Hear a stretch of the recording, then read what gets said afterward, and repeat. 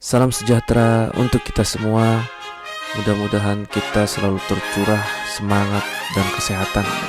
Karena kali ini kita akan belajar tentang farmakoterapi amebiasis. Dan tak lupa saya ucapkan salam zona waktu seluruh Indonesia. Karena kita bisa belajar kapanpun dan dimanapun kita berada melalui channel saya. Kali ini saya akan membawakan kuliah singkat, bisa dikatakan super singkat, dalam farmakoterapi amebiasis. Mudah-mudahan adik-adik mahasiswa di Prodi Farmasi Fakultas Kedokteran Universitas Lampung bisa semakin semangat dan semakin mengeksplor wawasan dan pengetahuannya dalam farmakoterapi ini. Nantinya tentunya adik-adik bisa memperdalam ilmunya dengan melakukan belajar mandiri dengan searching dari beberapa macam jurnal dan sumber-sumber lainnya. Baik, kita akan membahas tentang amebiasis. Tentunya amebiasis merupakan bagian atau salah satu dari infeksi parasit. Selain amebiasis, tentunya ada juga penyakit-penyakit lainnya yang disebabkan oleh infeksi parasit yang termasuk golongan protozoa ini. Contohnya giardiasis. Dan ini bisa di-search sendiri karena kita fokus pada amebiasis ya. Amebiasis memang infeksi yang disebabkan oleh parasit yang sering disebut atau terkenal lah, karena memang kasusnya terdistribusi merata hampir di seluruh negara ya, dan menjadi bagian dari manifestasi serius dari infeksi yang melibatkan gastrointestinal atau saluran pencernaan kita. Jadi the major causative agents in amebiasis itu adalah Entamoeba histolytica. Ya, ini adalah agen utama penyebabnya. Dia dapat menginvasi usus besar atau usus kecil juga, dan dia bisa berdiferensiasi. Jadi gejalanya bisa asimptomatik juga atau bisa bersifat non patogenik pada awalnya. Nah, invasif dari amebiasis ini memang menghasilkan suatu infeksi yang kita tidak boleh remehkan ya.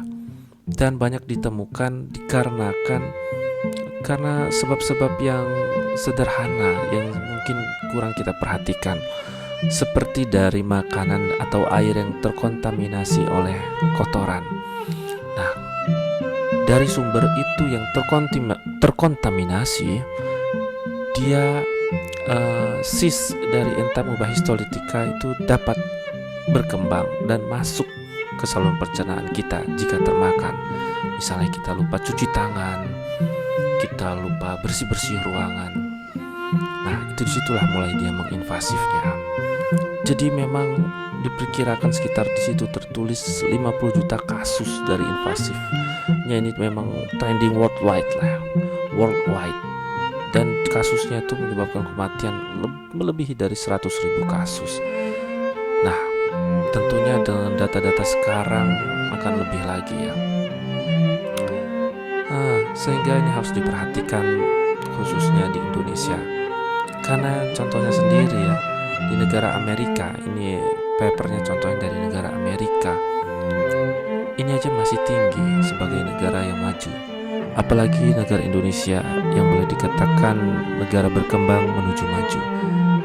Dari insidensinya banyak terjadi pada pasien-pasien yang mengalami gangguan mental atau yang punya perilaku seksual yang tidak sehat, seperti homoseksual. Jadi hati-hati ya adik-adik, jangan jadi homoseksual atau transgender atau yang disebut kita terkenal LGBT. Nah, itu karena bisa menyebabkan HIV ya. Nah, ini akan mempengaruhi infeksi oportunistik karena melemahkan imun dari subjek. Ini kan pada pasien-pasien yang imunnya rendah akan mudah sekali untuk terinfeksi. memiliki gangguan mental. Kenapa? Karena akan mempengaruhi perilaku hidup sehatnya. Di sini juga tertulis bahwa pada new immigrants from endemic area, contohnya Meksiko, South and Southeast Asia. Jadi Indonesia masuk di sini, Asia Tenggara. Ini dikajinya memang di Amerika. West and South Africa. Ini dari kita pelajari dari negara-negara yang ada yang belum berkembang atau yang setengah berkembang atau nggak berkembang itu cenderung kebersihannya kurang diperhatikan. Dan ada dari portion of Central and South America, atau dari ada populasi dari Native American itu sendiri. Dan ini menjadi bagian penting ya, bagaimana kita mempelajari epidemiologi dan etiologinya. Bagaimana case disseminations dari amoebiasis ini yang disebabkan oleh Entamoeba species. Kebanyakan memang jika kita lihat itu disebabkan oleh Entamoeba histolytica, meskipun ada yang disebabkan oleh Entamoeba dispar, tapi hanya sebagian kecil ya. Kita lihat di sini persebarannya, bahwa dari beberapa negara hampir memang sebagian besar dilaporkan oleh berbagai macam artikel ya. Di sini ada keterangan referensinya. Kasus-kasus yang banyak terjadi, kita bisa analisis bahwa ada di Meksiko di sini. Yaitu kasusnya sekitar 25,3% in HIV dan 18,5% in HIV konteks. Jadi kita pelajari semakin kasus ini berhubungan dengan kasus HIV, maka kan prevalensinya semakin terjadi. Apalagi negara Meksiko terkenal negara yang peredaran narkobanya juga sangat membahayakan gitulah. Nah, ini akan memacu perilaku seksual yang tidak sehat ya, sehingga memacu kontaminan. Lalu tinggi juga di Tajikistan ya, di Tajikistan. Nanti bisa dikaji dari papernya apa penyebabnya tingginya. Dan kita bisa lihat ya cenderung tinggi di daerah yang belum sangat maju, misalnya Ethiopia. Di sini tidak dilaporkan di Indonesia. Mungkin kasusnya kalau terdata lebih banyak ya. Nanti bisa di search bagaimana kasus-kasus ini di Indonesia. Search ya, karena ini adalah untuk memperluas wawasan. Nah, apa yang kita pelajari dari penyebaran itu, ternyata Entamoeba histolytica mempengaruhi patofisiologi yang terjadi pada manusia. Dia dapat menginvasi sel mukosal dari epitel kolon ya. Dia dengan adanya invasi itu dia memproduksi semacam luka pada submukosa yang membentuk namanya kita sebut the classic flask shape. Ya, bentuknya seperti itu. Nanti akan kita lihat di slide selanjutnya. Dan bentuk aktif dari invasif ini yaitu di tropozoid toksinnya itu mempunyai efek sitosidal pada sel. Tentunya berbahaya karena pada awalnya dia tidak berbahaya, tapi setelah dia berkembang di dalam usus dan tubuh manusia dia menjadi berbahaya.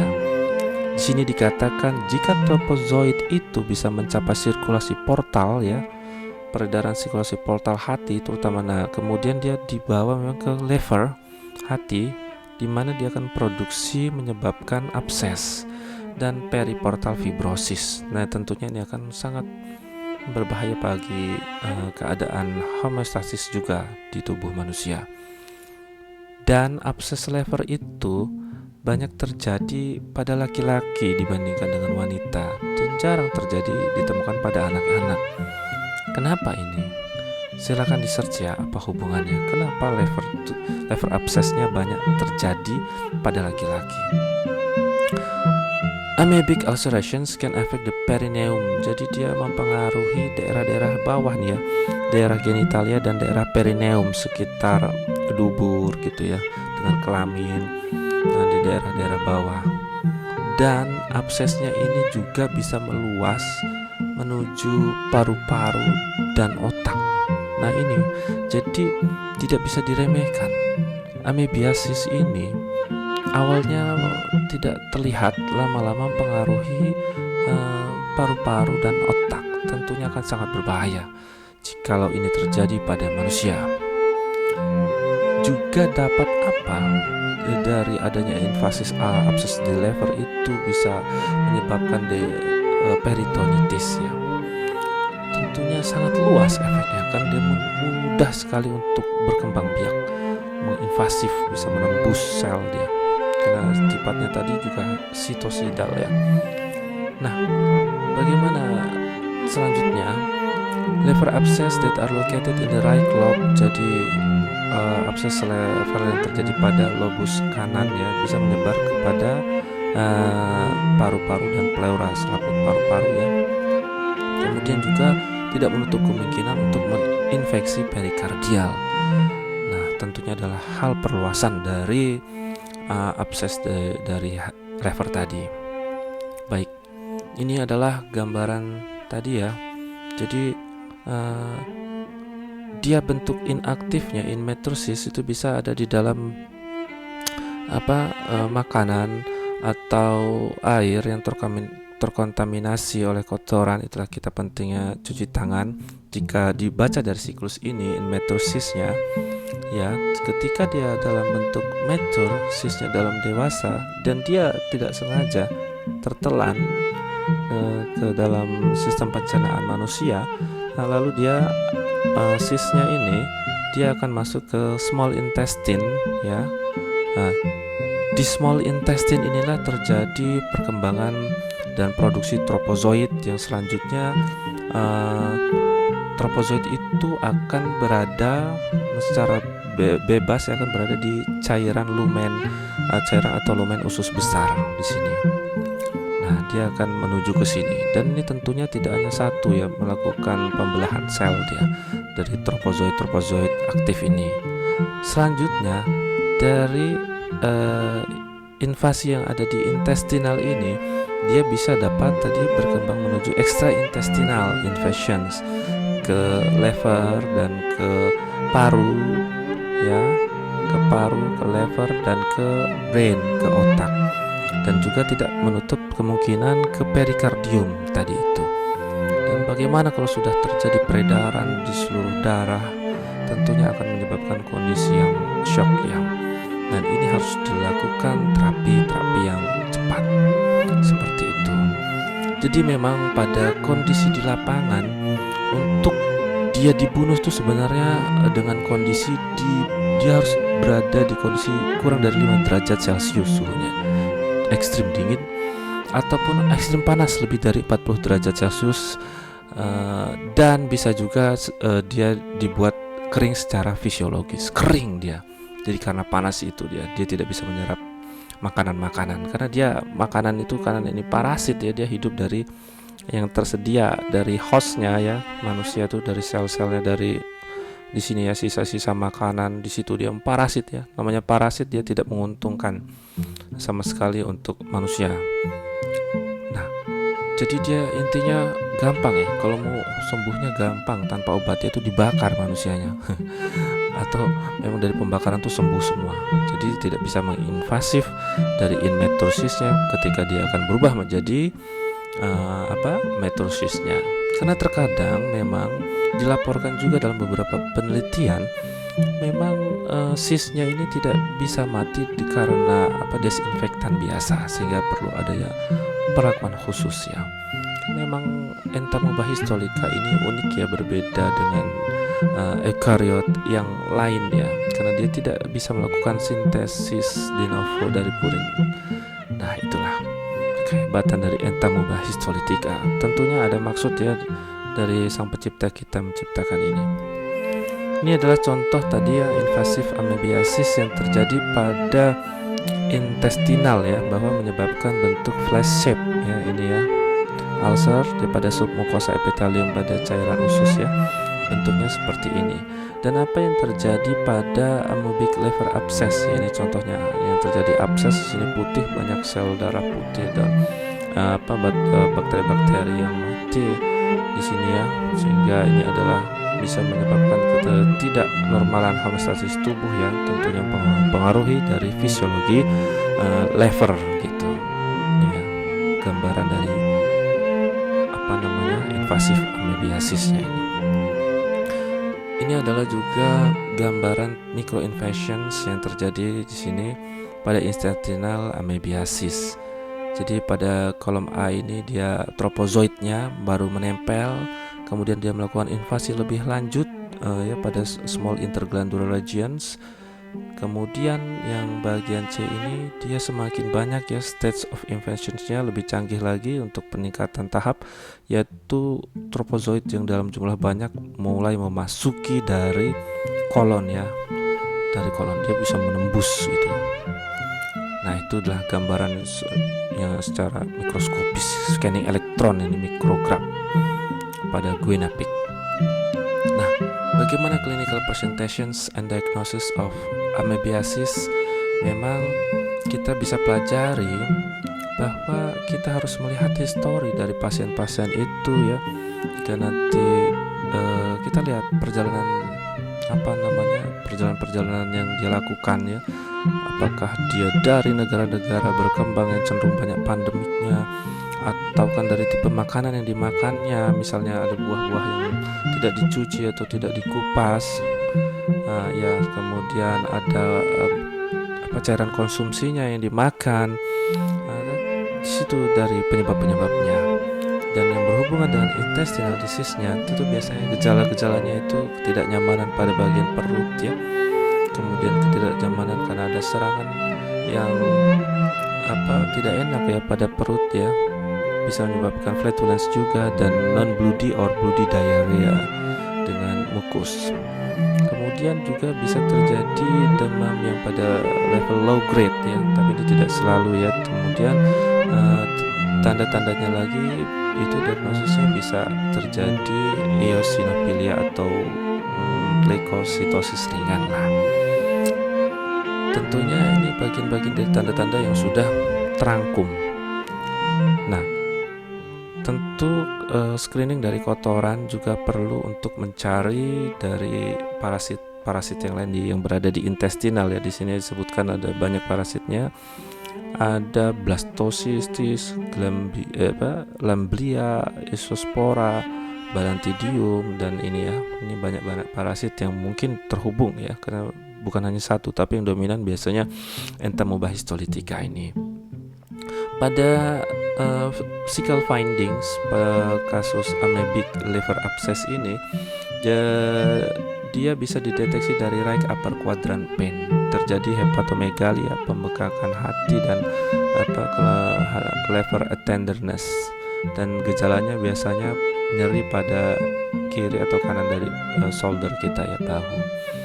Nah, diagnosisnya tentunya ada yang dilakukan oleh lab diagnosis, bisa dilakukan secara sigmoidoskopi atau mikroskopi ya, tapi dalam hal mikroskopi tidak bisa tentunya membedakan antara patogenik Entamoeba histolytica dan non patogeniknya. Non patogenik ya komensal.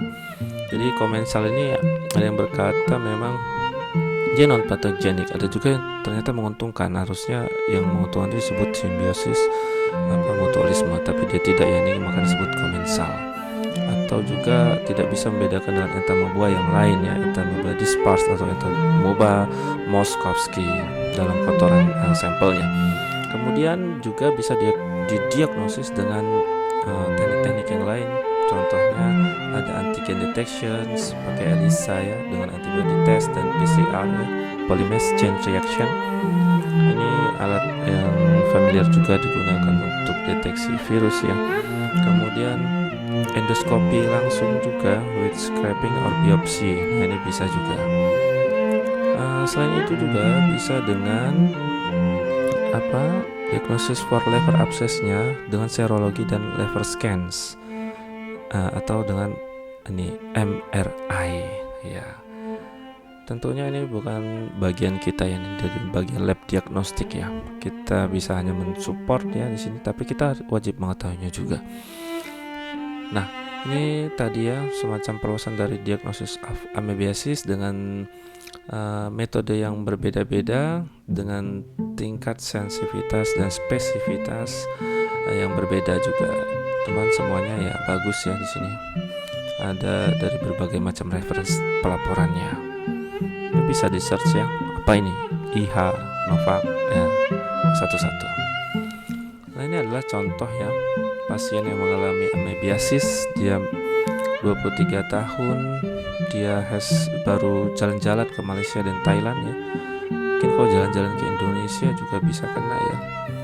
Nah, dia meminum makanan lokal, kemudian dia menderita 3 minggu ya, kram, jadi ada nyeri di perut ya, yang nyeri tajam, di mana di over the right lower quadrant.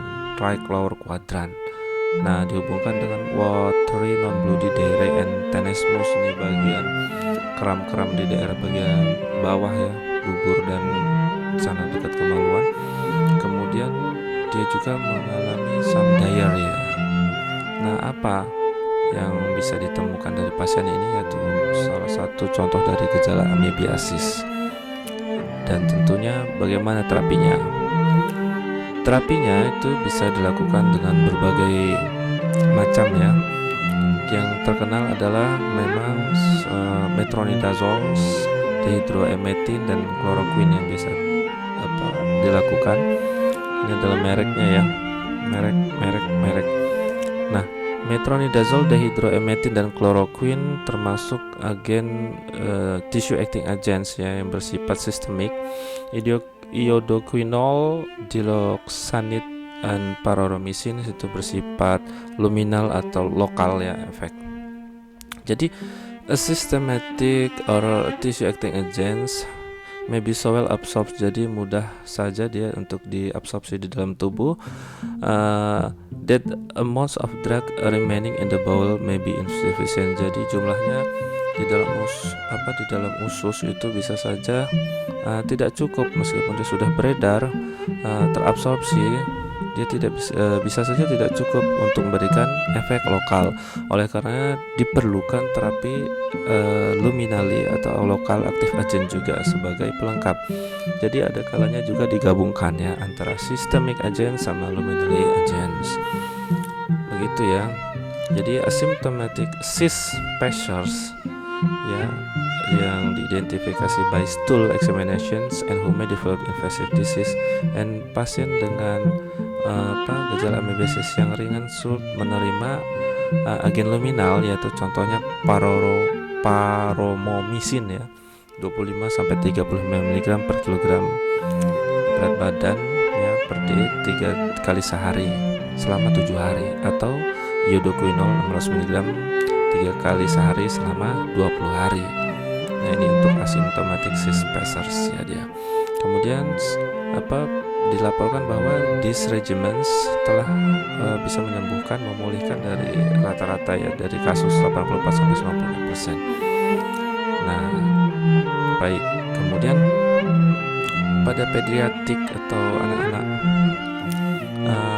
dose of paromomycin sama ya seperti dewasa, di mana dosis pediatric of iodoquinol ini bisa dibaca 30-40 mg per kilogram, maksimum 2 gram per day in 3 doses for 20 days ya, 20 hari. Dan dosis pediatric of diloxanid furoate ya sebegini ya, 20 mg per kg dalam 3 dosis ya, terbagi selama 10 hari. Paromomycin is the preferred agent in pregnant patients ya, jadi untuk obat pilihan utama untuk wanita hamil ya. Kemudian patients with several intestinal disease or liver abscess should receive apa? Jadi pada kondisi-kondisi yang lebih parah, gangguan intestinal dan liver abscess, pasien mendapat first line recommended yaitu adalah metronidazole 750 mg 3 times daily ya, selama 10 hari, diikuti dengan tadi gabungan luminal agents indicated previously ya. Jadi perlu gabungan karena obat yang terabsorpsi belum tentu akan bisa berefek lokal, karena ini memang sifatnya kecil ya, parasit itu entah mau banyak aja sekitar ukuran 10 mikrometer ya, kecil sekali.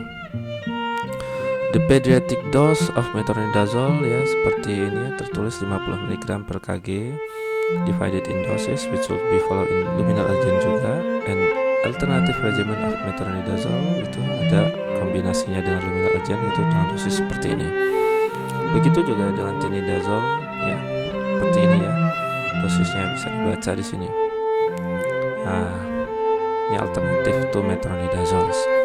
Jika di sini catatannya there is no prompt, jika tidak ada respon cepat terapi metronidazole or aspirasi dari abses, an antibiotic regimen should be added. Jadi perlu adanya penambahan regimen antibiotik ya. Pasien who cannot tolerate oral dose of metronidazole, jadi nggak bisa ada respon cepat dalam oral dose ya, harus menerima IV dose of metronidazole. Jadi diinfus dengan infus metronidazole, dan ini banyak dilakukan di rumah sakit ya, biasanya menerima infus metronidazole. Kalau amebiasisnya sudah tidak bisa dilakukan secara oral ya, supaya mudah ya untuk membunuh parasit ini. Bagaimana outcome evaluationsnya? Tentunya follow up in the patients with amebiasis should include repeat stool. Jadi perlu ada pemeriksaan kotorannya secara berkala, melakukan pemeriksaan serologi, kolonoskopi ya, or computed tomography a month after the end of therapy. Ini ya waktunya. Dan serial liver scans have demonstrated healing of liver abscess over 4-8 bulan after adequate therapy. Jadi cukup lama juga ya serial liver scans-nya. Nah, ini perlu diperhatikan, jadi perlu dikontrol dengan kerjasama dengan lab diagnostik, dan tentunya dengan dia kontrol juga sama dokternya, dan kita ikut memantau dari terapinya. Terutama ini banyak dilakukan juga di rumah sakit ya. Nah, kalau bagaimana dengan di apotek, tentunya kita bisa memantaunya lebih mudah dan membuat pasien medication record tersendiri ya. Nah, sebagai paradigma baru dan sudah banyak dilakukan. Kalau di rumah sakit bisa juga adik-adik mungkin sudah belajar metode swab ya. Nah, itu juga dilakukan monitoring secara oleh farmasi kliniknya di sana. Nah, tentunya kita mengharapkan pasien-pasien amoebiasis itu adalah tidak terinfeksi ulang. Oleh karenanya kepatuhan dalam minum obat dan kontrol dari efek samping obat juga perlu kita report ya. Reportnya bisa dalam rumah sakit untuk kita memberikan saran, rekomendasi terapi, biasanya farmasi klinis yang dibutuhkan di situ, dan juga memberikan report kepada BPOM jika terjadi efek-efek yang tidak diinginkan, sehingga report itu lalu akan di-up ya ke laporan internasional di dalam publikasi. Begitu ya, jadi monitoringnya. Dan patient care and monitoring amebiasis itu tentunya sama tadi ya, dia harus di follow up tadi.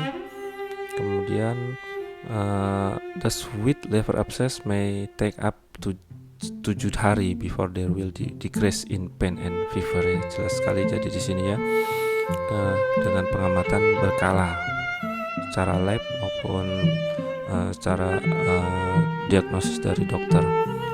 Dan tentunya kita juga bisa memberikan edukasi sebagai tindakan pencegahan, bahwa ketika berjalan-jalan atau travelers itu atau turis ke daerah-daerah pandemik, membawalah semacam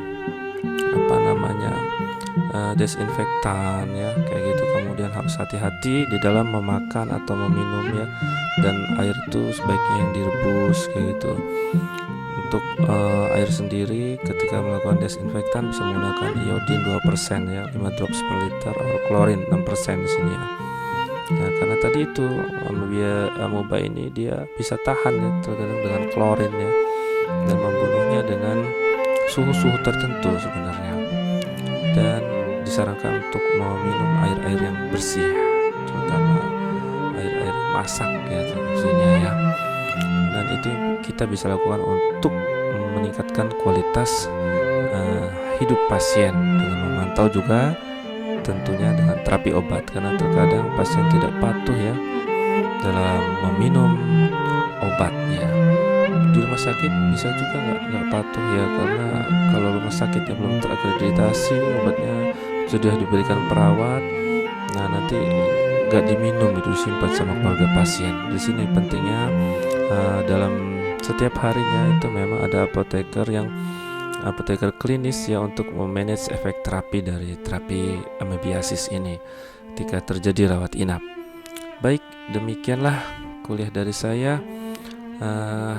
Mudah-mudahan bermanfaat. Tentunya ini adalah kuliah singkat yang terapi-terapi dari amebiasis ini akan semakin berkembang, atau ketika terjadi resisten bagaimana kita bisa search di banyak sumber ya. Pesan saya adalah cintai ususmu ya. Ini seperti iklan, cintai ususmu. Silahkan dilanjutkan sendiri ya. Apakah bisa dengan meminum itu bisa mencegah dari amebiasis? Yang jelas jangan sampai kita menderita amebiasis, dan ini adalah juga bagian dari share pengetahuan kepada masyarakat luas ya. Jangan sampai terjadi amebiasis pada diri kita karena bisa berimplikasi klinis yang mempengaruhi paru-paru, otak, jantung kita, dan tentunya berakhir kepada kematian.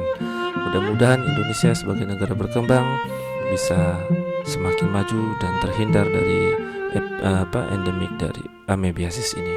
Terima kasih. Demikian. Wassalamualaikum warahmatullahi wabarakatuh.